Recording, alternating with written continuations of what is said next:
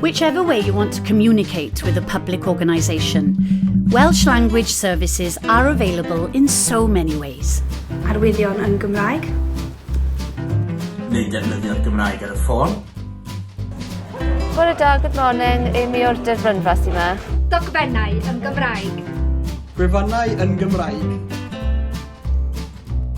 Gwneud cais am swydd yn Gymraeg. Gallwch ysgrifennu atom yn Gymraeg. Ffurflenni yn Gymraeg. Negeseuon cyfryngau cymdeithasol yn Gymraeg.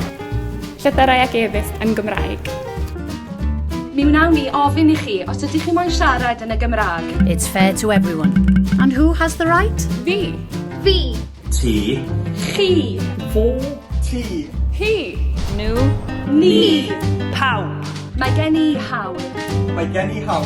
Mae gen i hawl. Mae gen i hawl. From what we see to what we hear, everyone has a right to be treated equally in Welsh by public organisations.